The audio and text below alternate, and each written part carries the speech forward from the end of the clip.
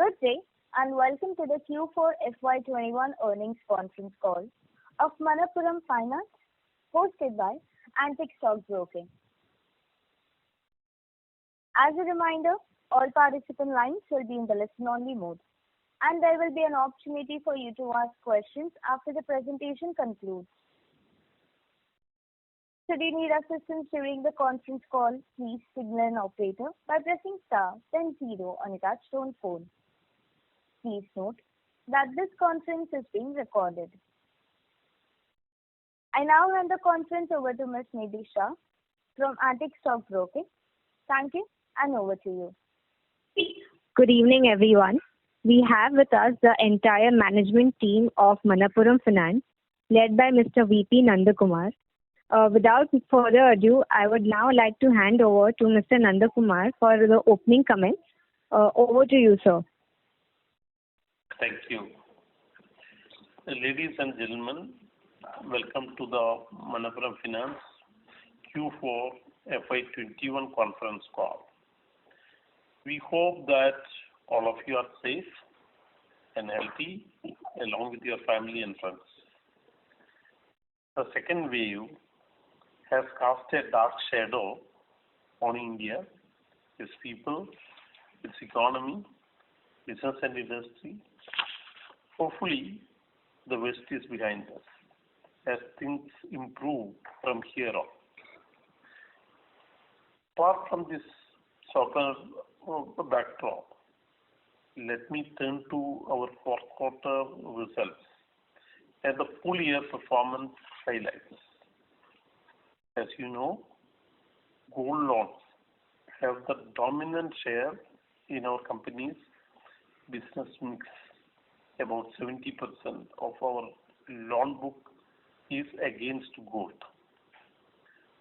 The industry faced several challenges in the past 12 months, such as lockdowns and disruptions to the economic activity, and a slowdown in consumption. However, I am glad to report that Manappuram Finance has done quite well under these circumstances. For the full year, our gold loan AUM grew by 12%, in line with our guidance of 10 to 15% annual growth. The price of gold has peaked in August last year. Thereafter, by the end of the fiscal year, the prices have corrected by 21%, with a 12% fall taking place in Q4 alone. That affected the gold loan business, and some customers faced challenges in renewing their loans, leading to a higher auction. At the same time, the fact that we are predominantly into short-term gold loans works in our favor, as we carry the prices only for 5 to 6 months against the industry benchmark of 15 to 16 months. This allows us to recognize the stress early and initiate recovery, thereby protecting our margins. Going forward, we expect higher demand, especially from micro and small enterprises, as they need capital to get back on their feet. Some key performance highlights for Q4 and the full year FY 2021 are: consolidated AUM at 27,224 crores is up by 7.9% year on year, but declined by 1.5% quarter on quarter. While gold loan AUM grew by 12.4% year on year. The Q on Q growth was negative at 5.6% due to the fall in gold prices and higher auctions. Our average LTV is at 71%. Our gold holdings stood at 65.33 tons. The tonnage degrowth during the quarter was 2.85 tons, of which 1 ton was auctioned quantity. The microfinance subsidiary, Ashirwad Microfinance, ended the year with an AUM of 5,985 crores, a growth of 8.8% on a full year basis and 11.7% over the preceding quarter. Given the stress in the industry, we continue to prioritize asset quality over AUM growth. Ashirwad enjoys amongst the lowest operating expenses at 5%. Going forward, we expect some short-term pain in microfinance asset quality. However, based on our experience in the past episodes of stress, we are positive about the outlook. We believe that within the microfinance sector, companies with lower borrowing costs, hence lower lending rates also, would be better placed as they attract more creditworthy customers by natural selection. Our commercial vehicle business saw a higher GNPAs due to lockdowns. However, it came down to 5% at the end of the year.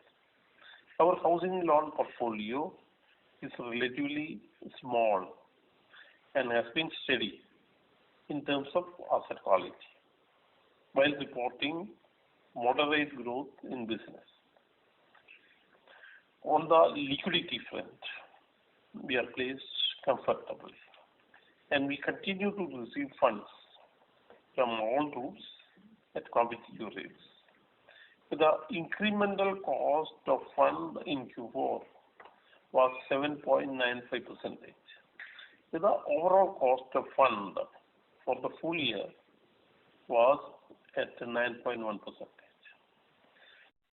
We do not expect any funding challenges to come in the way of our growth plans, and we are comfortably placed with our AUM, which we monitor closely.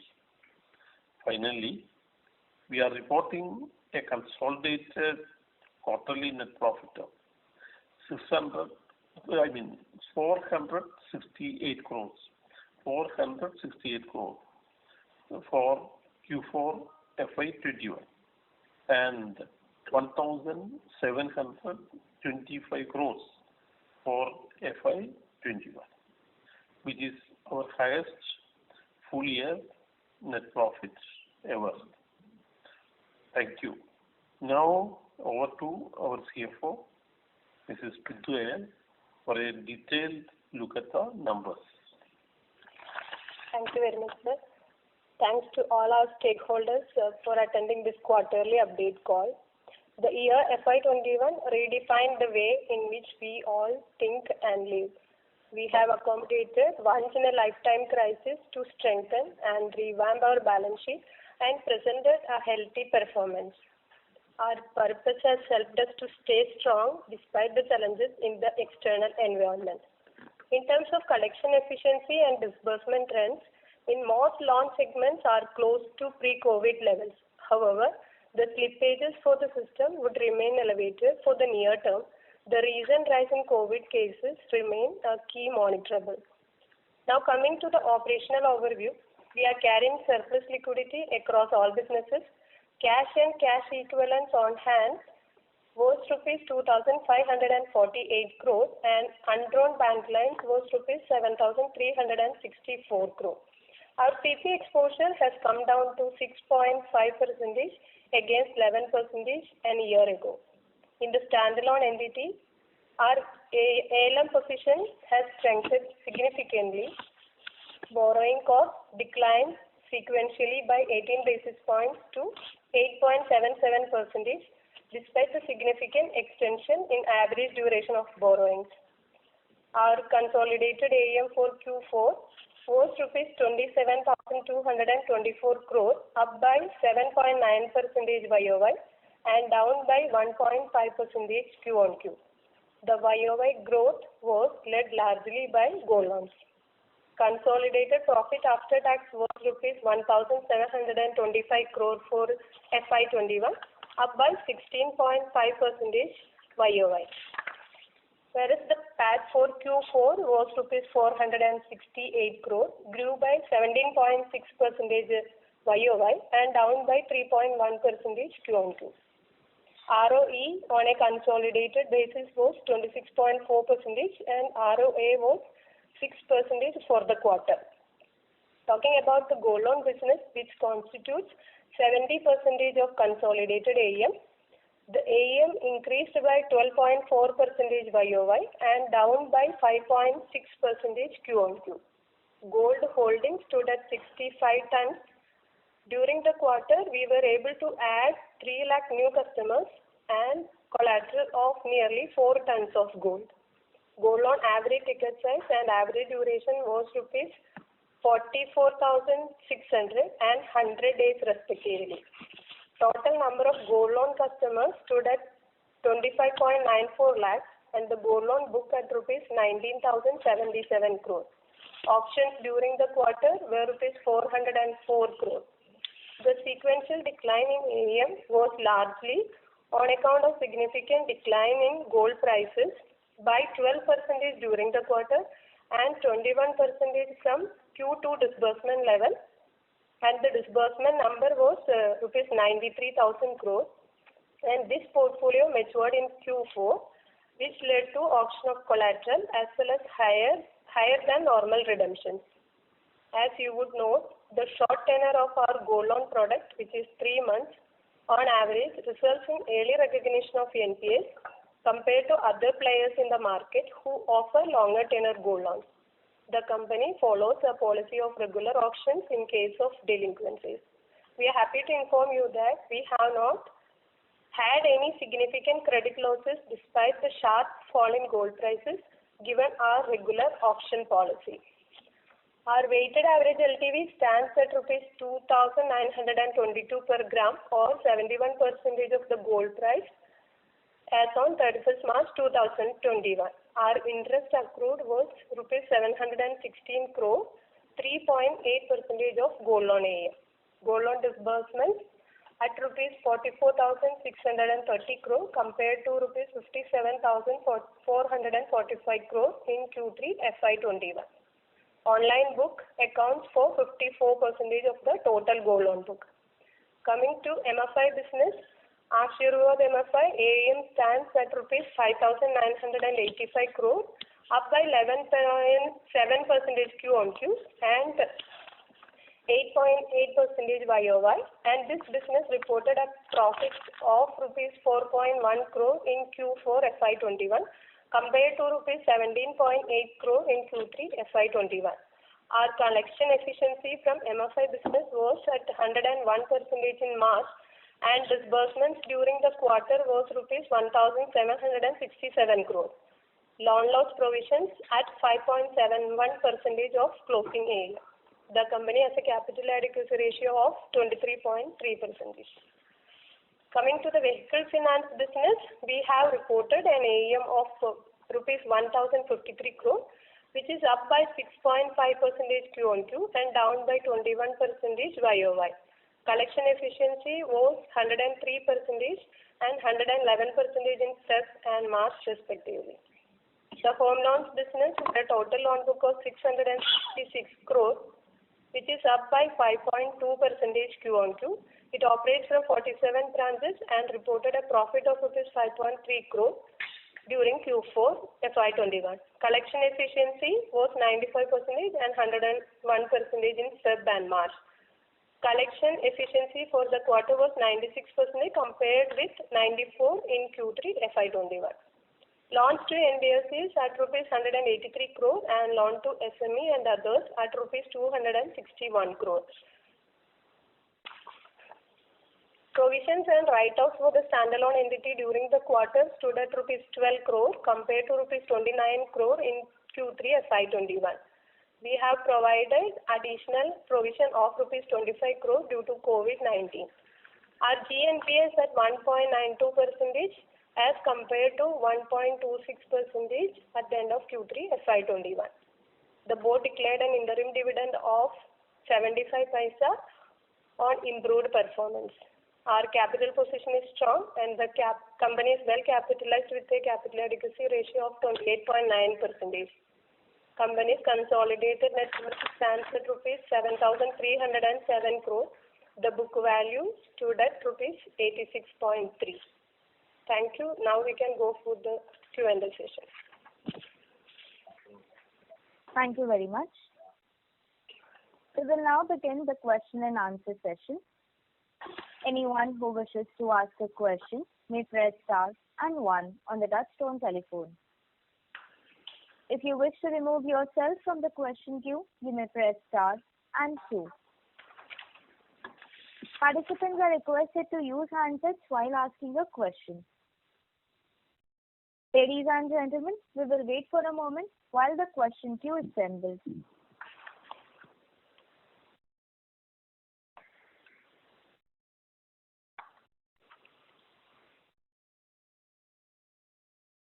The first question is from the line of Dhaval Gada from DSP. Please go ahead. Yeah, hi sir. Thanks for the opportunity and congratulations on decent performance in a pandemic year, reporting 26% ROE. I had 3 questions. First is related to the collection and billing efficiency. So you've provided collection efficiency for some of the segments in February and March. If you could provide the billing efficiency for the 3 months and also the Jan numbers for vehicle and HFC, that would be useful. So that is question number 1. The second question is related to the MFI, where you talked about that in the near term you expect some pain. And I was looking at the PAR data, just trying to understand, in terms of coverage, what is the level of excess provision that you want to carry going into the first half of next financial year, given that the PAR data is still in double digit as we speak. So that is just your thoughts on what kind of pain can come and how much provisioning you think is required to address the issue. And the last question is related to borrowings. Overall 8.8% borrowing, cost of borrowing. Just trying to understand, when should we start seeing the benefit of lower rates? I know that you've been increasing the tenor, but is there a scope for seeing some benefit in FY22? So some thoughts around that. Yeah, thanks. Yeah, Senthil and Rajesh sir can talk on the collection efficiency. Yeah. Mr. Ajay, can you talk on collection efficiency?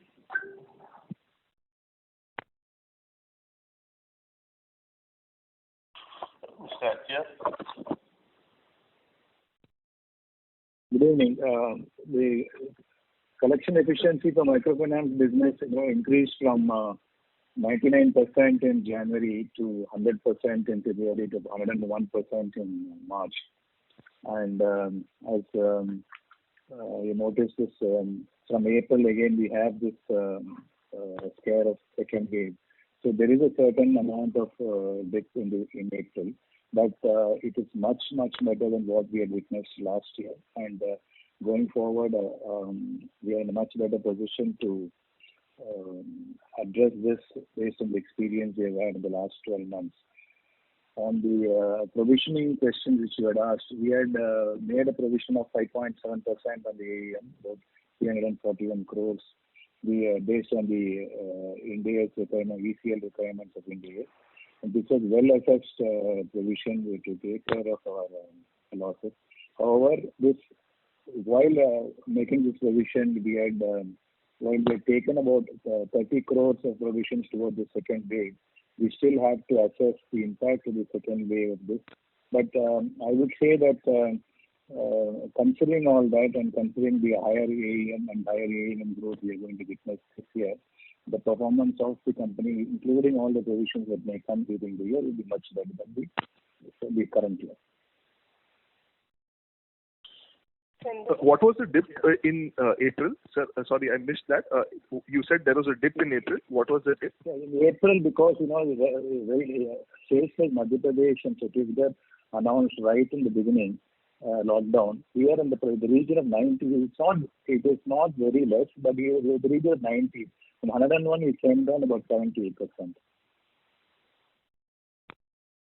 78. Okay, good evening. This is Senthil here from Vehicle Finance.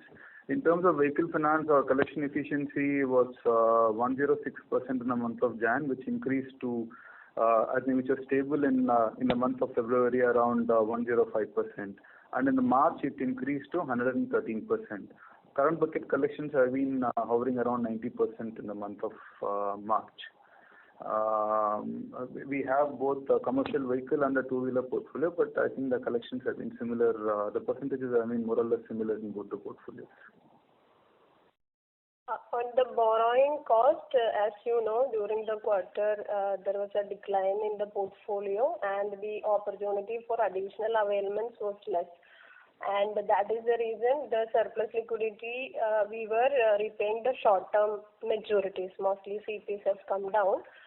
So when we start utilizing additional limits with the current incremental cost of borrowing, the benefits will be better.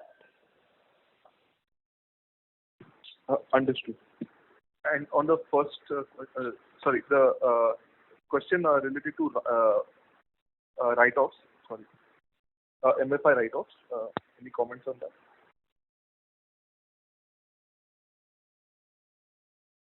What is the question on the write-off? Sorry, how much is the write-off during the year, and what's the kind of impact you see in the second wave? The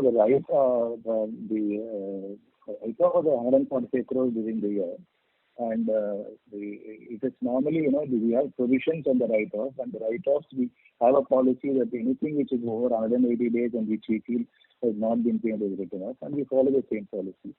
So many times the write-off moves from the provisioning. It is not a direct thing which comes to the write-off.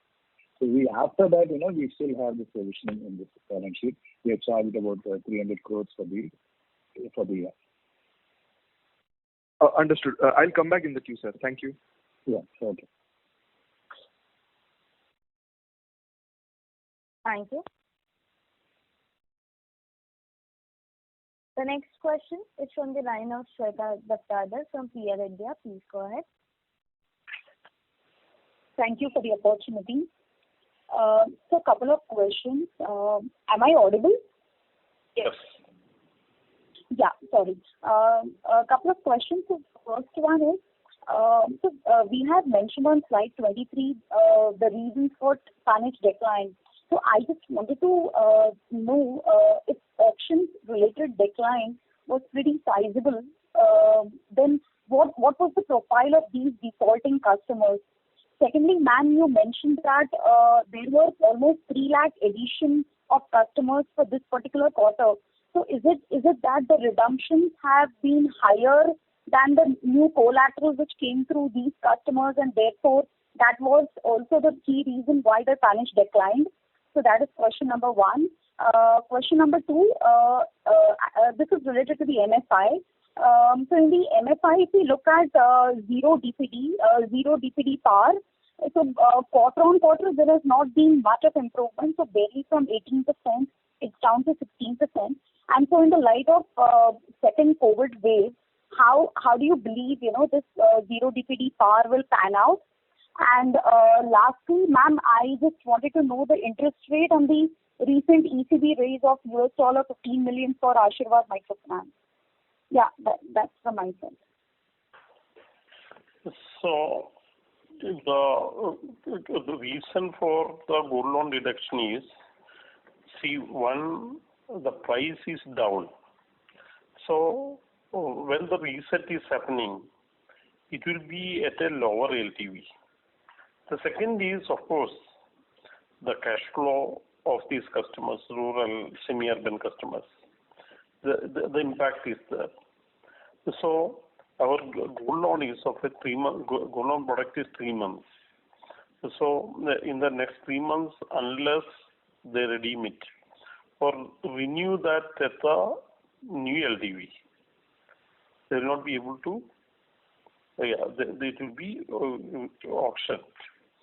So what they do, if their cash flow is very much stressed, either they sell it as a scrap on their own or leave it to the company to sell, so through auction.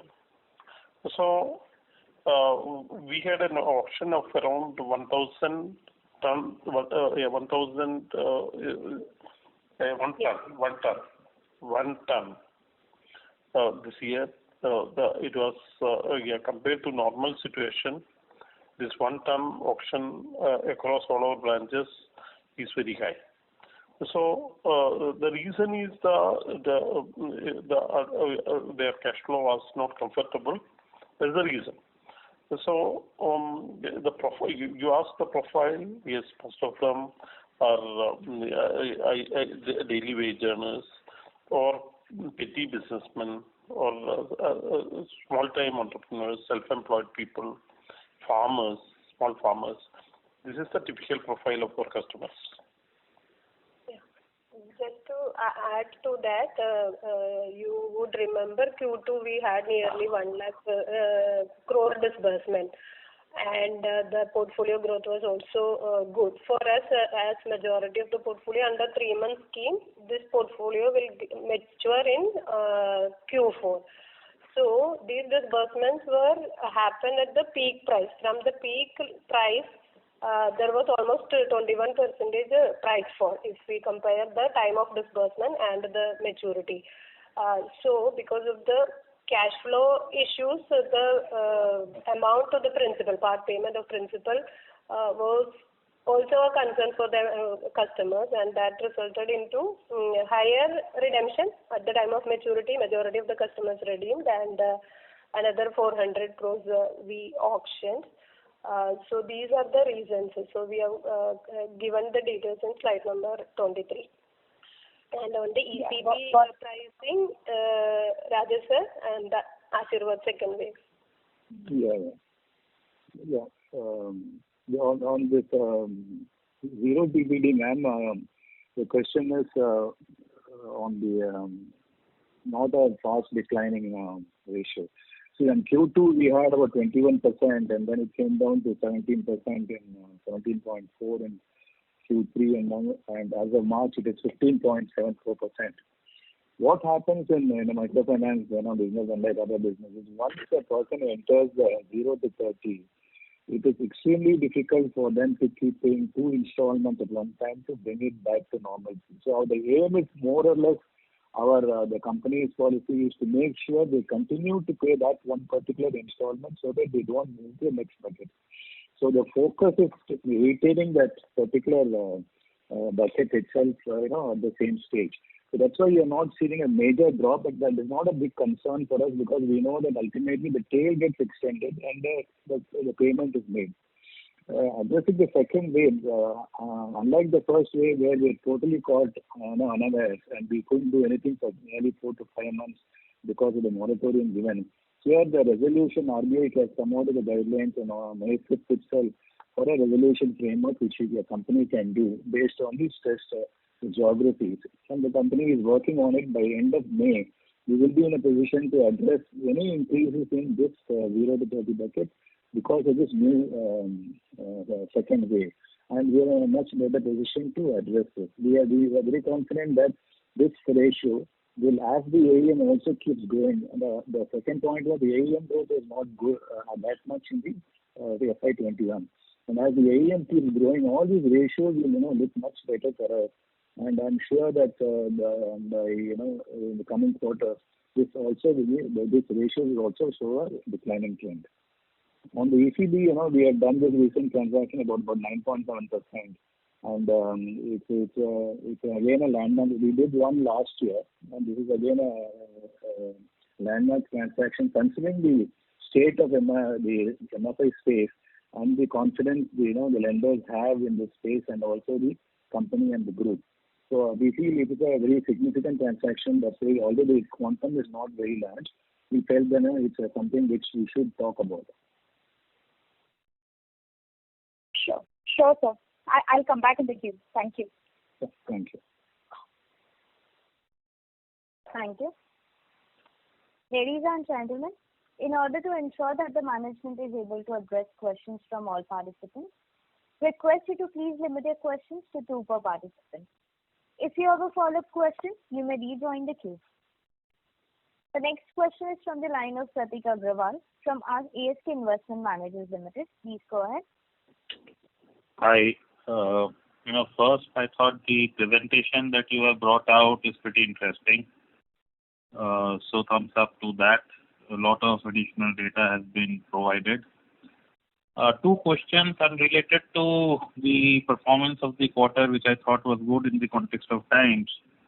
One, given the valuation, why do dividends and not buyback? I understand that there is some regulatory norms on buybacks by financials, but if you can pay out dividends, then to the extent of dividends, you should be allowed to do a buyback. That was the first question.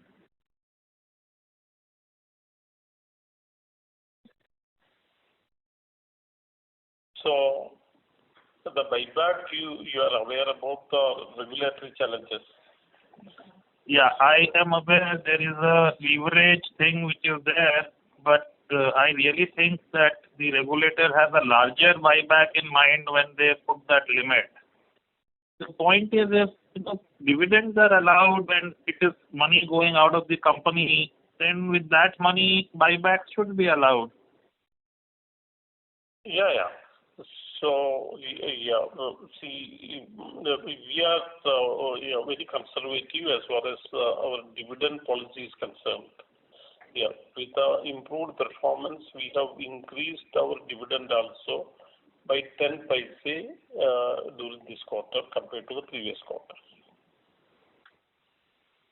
I was more on if you would explore the regulator for allowing you to buy back rather than dividend for the same amount. That was the query.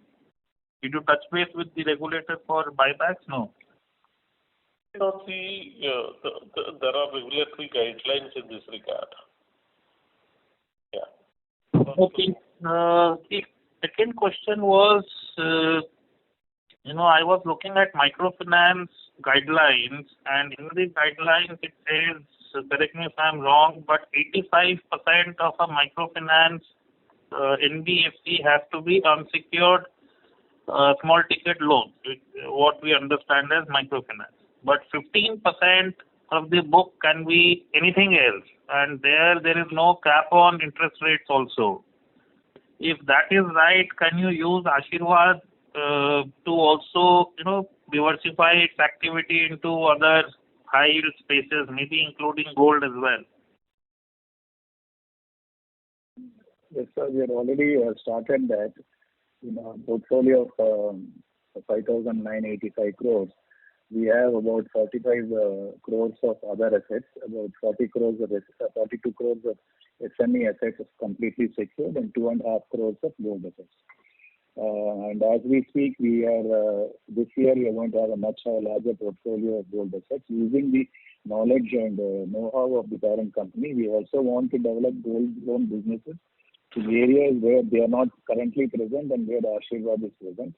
And we are completely wanting to utilize this 15%, as you rightly said. So, just an associated thing, can you securitize the 15%, securitize stroke, assign this 15%, because then it can become a continuous business? We can do that. So then, then it can be a pretty large opportunity. It will be a continuous business. Yes, you're right. That's it. Yeah, I'll come back in the queue. I have one more small question. Thank you. Thanks.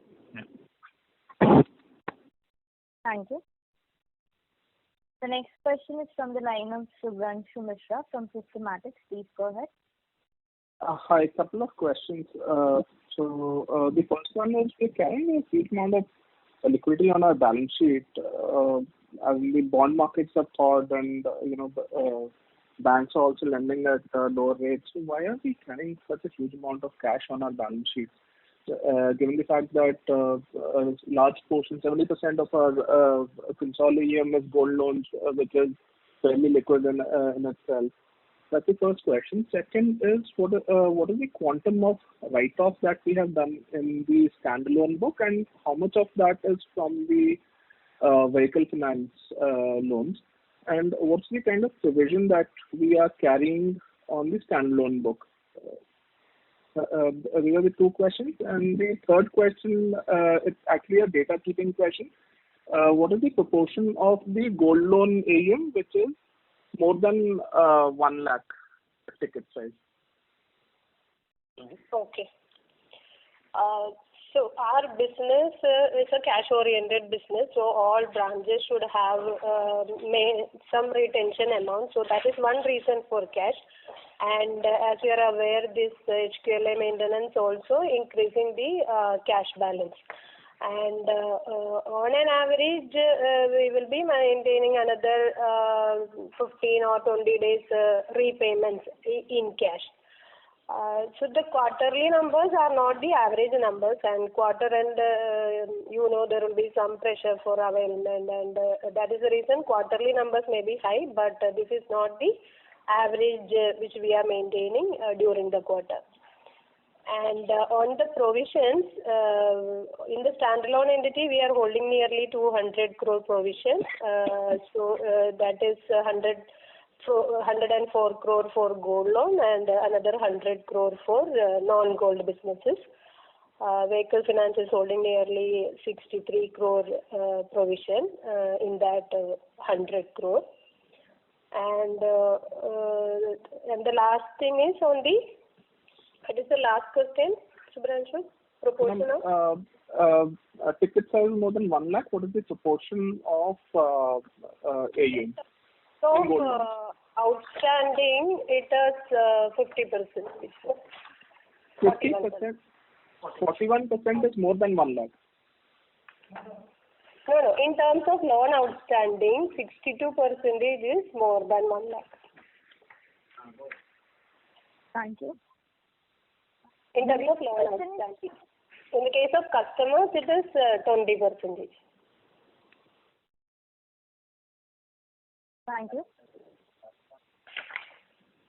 The next question is from the line of Kiran Engineer from Motilal Oswal. Please go ahead. Yeah, hi. Thanks for taking my question.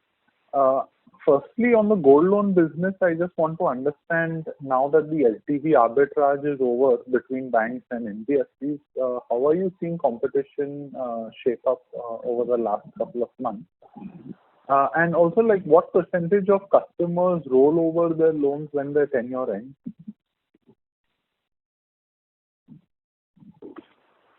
So, the competition, yes, you have said that 90% the LTV permitted to the banks.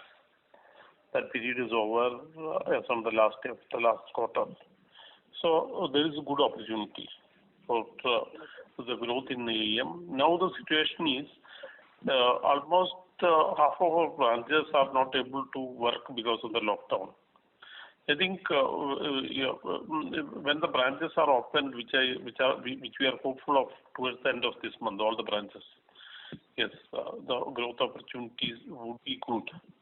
Yes, the competition from the banks in that front of LTV has definitely come down. And the rollover percentage, 80% of the customers, 80% rollover is there. When the rollover means when they roll over, they bring this to the current ruling LTV. Correct. And they pay interest up to that date. Got it. And so I was just seeing, our performance in the fourth quarter in the gold loan business compared to some of the banks was a bit tepid. Now, we had that issue in Maharashtra where our branches were shut in the third quarter. Did that also continue in the fourth quarter, leading to this tepid growth performance? No, that was over during the last quarter itself. See, one thing which has to be understood here is, our price risk management is better than the industry as such. We are a short-term lender, 3-month lender, whereas the industry in general is a 1-year lender. So the price, we have seen a price decline from the peak to the lowest level. Last quarter was around 21%. So in such a situation, we feel like a 3-month product is always safer, and the customer has the option to roll it over at the prevailing LTV. So our risk management practices, we believe that is better. Got it. And just one last clarification from Mr. Raja Vaidyanathan. I didn't hear correctly.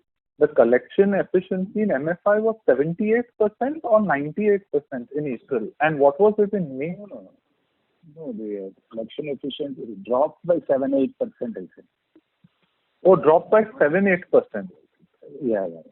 From that 101%? Yeah, correct, yeah. And is that a similar level in May? Because I'm guessing May would see a larger decline. Yeah, May was as of yesterday, it was, the decline was much more than that. That is understandable because the 90% of the country branches went into a lockdown. But as I said, the customer contact is being maintained, and all the customers are saying that they have cash to pay, and it is only the logistics which is preventing them to pay. So we are expecting a clear bounce back in June. Okay, got it. Thank you so much for answering my questions. All the best. Thank you. Thank you. The next question is from the line of Prashant Sridhar from SBI Mutual Fund. Please go ahead. Yeah, thanks for taking my question, sir.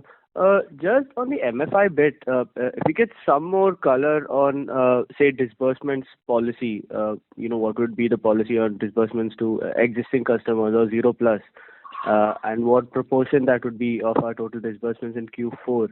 And maybe if you could just touch upon the collection scenario in some of the weaker states, West Bengal, MP, Maharashtra, I don't know, Assam maybe. The disbursement policy has always been the existing customers first. So our priority is always,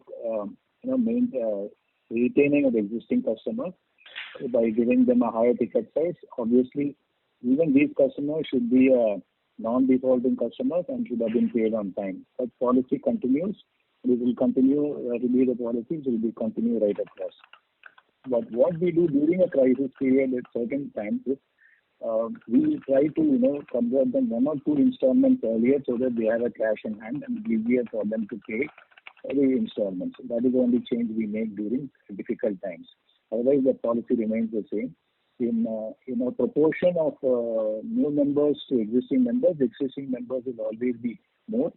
We are trying to push that more as the years progress. We are trying to push that more to from about 55-45 to about 70-30, and ultimately going towards 80-20. We need a conversion of about 80% and 20% new members. That is the policy which we have. Obviously, when we convert, the ticket sizes are higher, so it pushes up even in terms of the volume. That's the first question. On the what is the second thing you asked? The collections in some of the weaker states, like collections, very ironically, the states which were very weak earlier, the collections are better now. We have excellent collections in right now in Orissa, West Bengal, and the areas like that which suffered greatly in the first wave. So it's a mixed, and states like your Tamil Nadu, Karnataka, and all that, because of the lockdown, it is reduced. So it has changed now, and it is better because we always feel the original states, if they are doing better now in the second wave, that is a good thing for the company.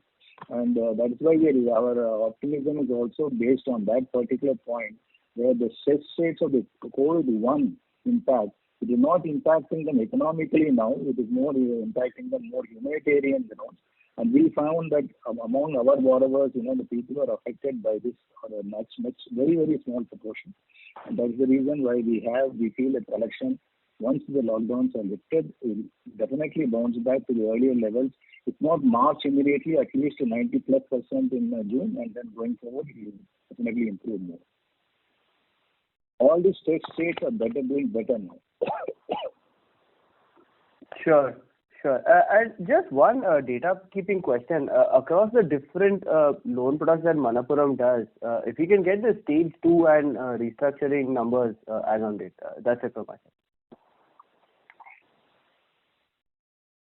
Restructuring, MFI we did around 4% of the book, and vehicle finance around 8%. Now other portfolio we have done the restructure. Sure. And how would the stage 2, so other than MFI and vehicle finance, there is no restructuring, and how would the stage 2 numbers be? That I'll come back. Sure, no problem. Thank you so much. Thank you. The next question is from the line of Degantaria from GreenEdge Wealth. Please go ahead. Yeah, hi sir. Sir, my question is mainly on the microfinance business. So when we started this business in 2014-15, the sector dynamics were very attractive. The overall credit cost used to be 1% across the cycles. But now we have seen that, especially in the last 4 or 5 years, the average credit cost for the whole industry has been 3% every year. We have 2 good years, we have a bad year where we lose almost everything that we made in the previous 2 years. So maybe that the risk perception of microfinance industry has really changed in the last 6-7 years.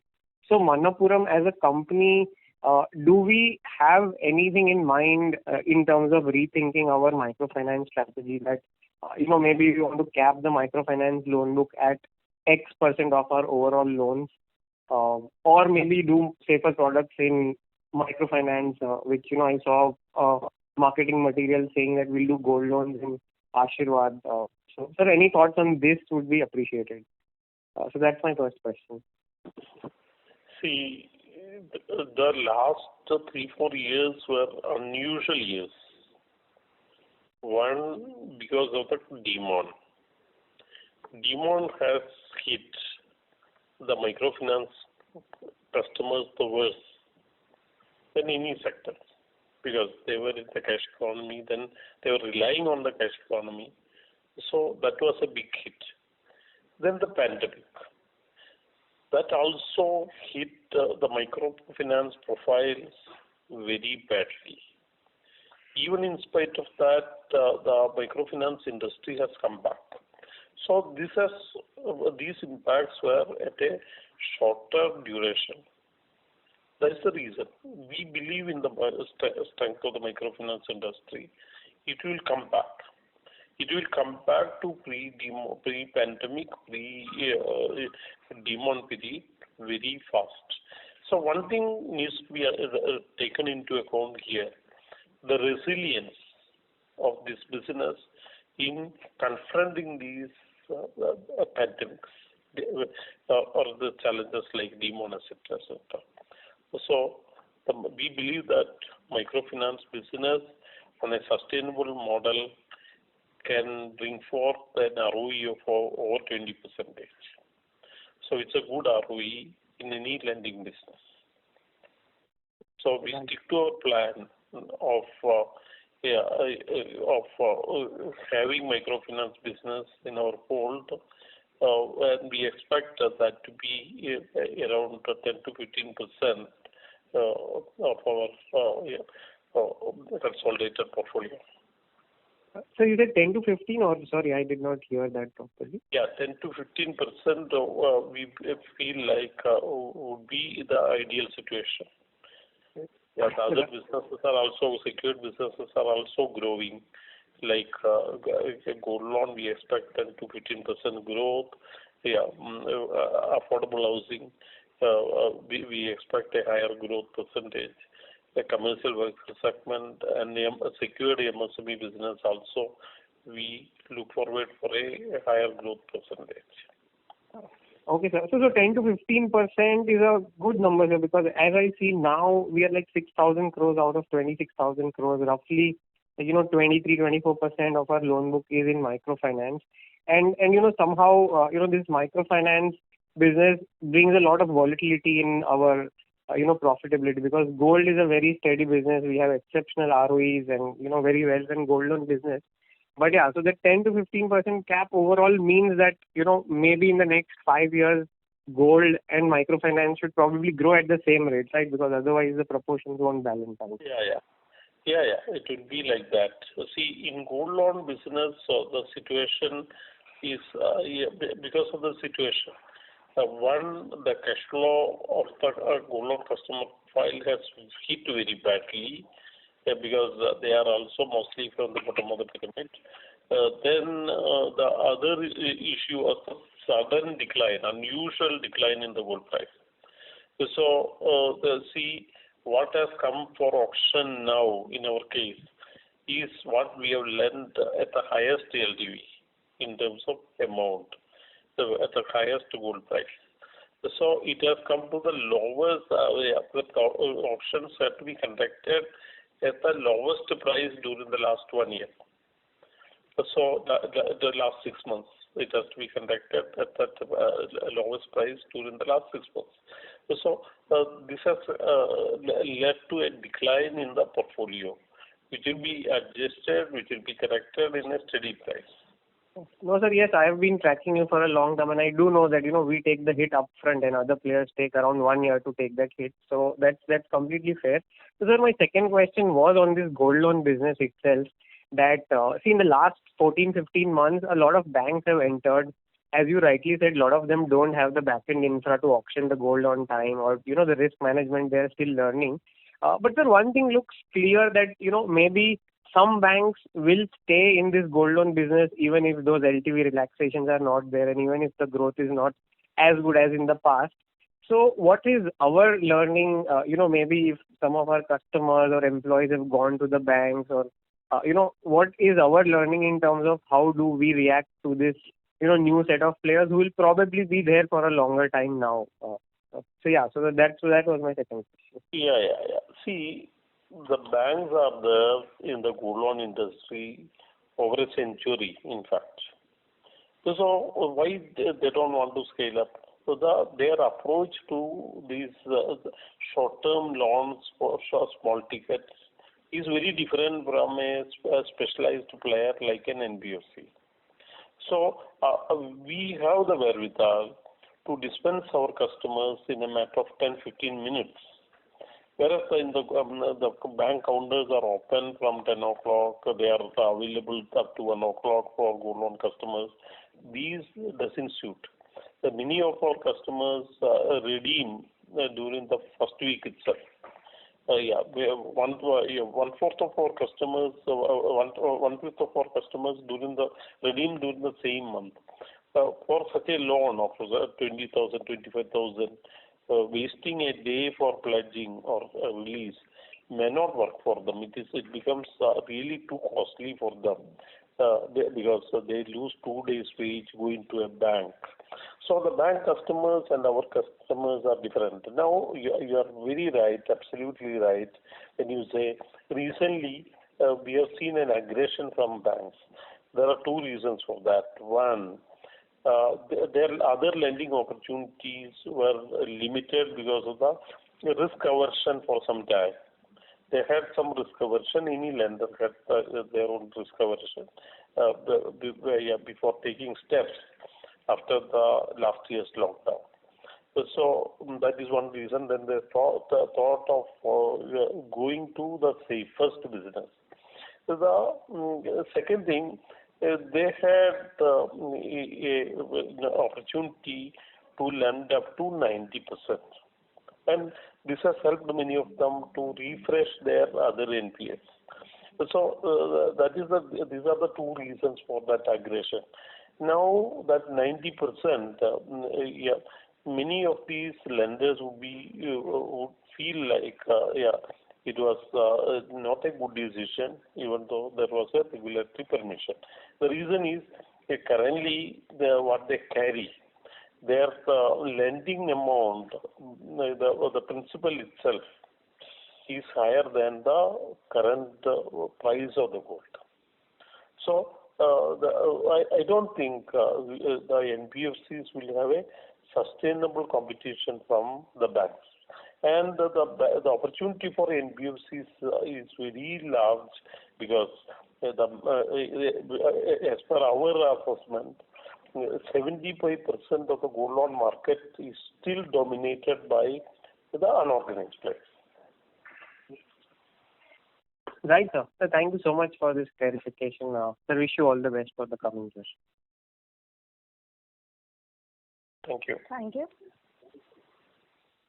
The next question is from the line of Akshay Ashok from Dalal & Broacha Stock Broking. Please go ahead.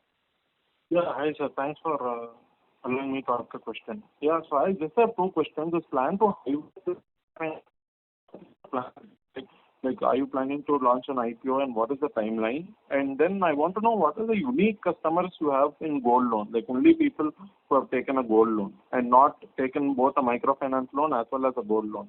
So if you could just, if possible, give the unique customers, what percentage will be unique? For gold loan, it will be very useful. Yeah, thank you.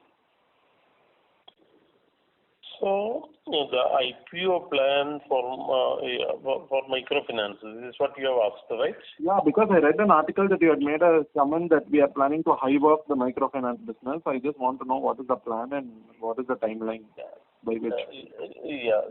See, the capital adequacy of the microfinance business is around 24%. Okay. The parent company is around the capital adequacy is around 28%. So the group itself has got a very high capital adequacy. That doesn't mean that we will not go for an IPO. So all will be to protect the interest of stakeholders. Yes, if that valuation is good, market is very good, we may look at an IPO for the microfinance. But when is the market going to come? I think it may come back sooner than later because the resilience is fully seen. Resilience of the microfinance industry confronting these challenges are now known to the market, not to the investors. So it will be only in the interest of shareholders. We may take a call. Yes, and not for want of capital. Yeah, but Manappuram will hold controlling stake in Ashirvad Microfinance still. That is what you see. Yeah. So we entered the microfinance business after fully convinced that it's a good business. It can give us an ROE of around 20%, over 20%. Okay. There's percentage of unique customers in gold loan business, like if possible. It may be around 10%. 10%. Okay. Thank you. Thank you. The next question is from the line of Alok Shah from MNCL Group. Please go ahead. Yeah, thanks for the opportunity. Sir, is my voice audible? Yes. Sir, thank you for this opportunity and putting across your thoughts. I had a few questions more from what we saw through. One is on client additions. How do we look at that as an overall number for our two core businesses, the gold loan and MFI. You talked about adding close to 3 lakh customers in the gold loan segment in Q4. How is that trajectory looking like as we speak now? And likewise, on the microfinance space, what is it that we are looking at in terms of client addition or the AUM growth? So client addition, we are looking at a rate of 10 to 15% annually. That is possible, and we have introduced several innovative products like online gold loan, to gold loan at the doorsteps of the customers, etc. And cross-selling options also. So we hope to sustain the customer addition at the rate of 10 to 15%. In client addition in microfinance, I request Mr. Rajya to comment on. See, currently we are at about 25 lakh members. So we are expecting to add about 4 to 5 lakh members this year. Basically, because this year is going to be new member additions might be less this year. We want to retain more of existing customers. But on a normal year, we definitely want to do an addition of about clearly about 20 to 25% of the membership on the membership basis. And when we talk about adding a substantial part of our client base from the existing clients on the MFI side, how is the incremental ticket size looking like there? How is the incremental ticket size? Yeah, so we have a clear policy of based on cycle-wise ticket size increases, and we follow that. And we are one of the more conservative on the total of ticket size. After 15 years, we have still yet to cross 60,000 rupees. And only this year we were planning to cross 60,000 rupees as a ticket size to the customer. So we made a very judicious increase based on the cycle size and the performance. Each cycle and the performance of the client. So each cycle there is an increase of a certain percentage. Thank you. May I request Mr. Shah to please rejoin the queue? We have the participants waiting for that question. Thank you. The next question is from the line of Utsav Gorgirwar from Investec. Please go ahead. Thanks for the opportunity, sir. So just want to reconfirm on the microfinance business, you mentioned the outstanding provisions is around 300 crore. Is that correct? The charge to the 341 crore is the provision. The charge to this year is 300 crore based on that. And we have also that includes the 30 crore of the COVID overlay for the second. Okay. And secondly, can you just help us with the PAR 30 and PAR 60 for the top 3 states? The top 3 states, and you want the bucket wise? Yeah, for West Bengal and some of the other top 2 states. Top 2 states. I immediately don't have that state-wise. I could give it to you later. But the West Bengal is the one of the top states but more in the first and 1 to 30 and 30 to 60, as I said, because the livelihood is affected. So it is in the eastern states only, West Bengal and Orissa and all that. Okay.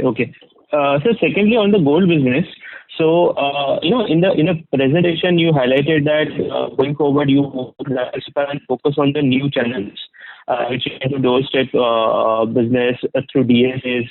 So can you just help us with the how the DSA works in the gold business? See, DSA means here we call it as business associates. These are our own customers. We are not relying on corporate DSAs also, barring a couple of them, NBFCs we plan to call it. So other than that, there is no DSA. Our own business associates bring us the customers from their community. Thank you. May I request Mr. Gogirwar to please rejoin the queue? We have participants waiting for Sure. Yes. Thank you so much. Request to the participants, please limit your question to one per participant. The next question is from the line of Bunty Chawla from IDBI Capital. Please go ahead. Yeah, thank you, sir. Thank you for giving me the opportunity. Just one question. If we see the standalone gross NPA, which has increased to 1.9%, and if we move from standalone part vehicle financing portfolio, where the gross NPAs in fact decline on a sequential basis, which reflect that gold loan AUM NPA has increased substantially. Although we have said that there has been a 400 crore of provisioning, 400 crore of auction has been already done. So if you can share your thought process on that, as well as if you can share the data on this auction, have we have any interest reversal or interest loss on this auction? That's it from my side. Thank you. See, in gold loan, the NPA is only technical. It is because of one reason only. So, we had the buyers for this, but we were not able to sell because the branches were closed. So we have to classify this as an NPA because of the regulatory reason. It is going to be liquidated in the ensuing month or quarter. That's all. Yeah. So on the interest loss. Yeah. So we are accruing the income as per the accounting policy. So we have accrued on the accounting policy, and that is the reason we were able to maintain stable gross income. So if you can share interest accrual as of FY21. So 716 crores. Okay. Thank you. That's it from my side, and best of luck. Thank you. Thank you. The next question is from the line of Abhijit Tibrewal from Reliance Securities. Please go ahead. Yeah, thanks for taking the question. I'm just referring to your slide number 23, where you have kind of spelled out that about 5 billion was withdrawal-related decline in your AUM, and about 23 billion was because of a decline in gold prices. I mean, excuse me if this sounds like a stupid question, but if you could just explain the difference between the two. So, we added a lot of new customers during the quarter, but because of the lesser LTV, the eligible loan amount will be lesser than the earlier quarters. So that is what we try to explain. What is the price impact and what is the LTV adjustments? Our LTV was at 62%, has gone to 71%. These are because of the decline in price. Because in the past, if the customer has to avail 10,000 rupees, he has to bring maybe 4 grams of gold. But now, if at the time of decline in gold price, he may be coming with the same quantity of gold, but the eligible loan amount will be less. So this reverse will happen at the time of increasing gold price. So that is what we explained in this slide. Okay. And my last question was, I mean, while you have suggested that you have auctioned about 4 billion or rather 1 ton of gold for, I think in quantum terms or other amount, currency terms, about 400 crores. Can we rightfully assume that whatever loan disbursements that you did, maybe in the months of August and September, which is Q2, all of that has either been recognized as an NPA or have actually been auctioned off now?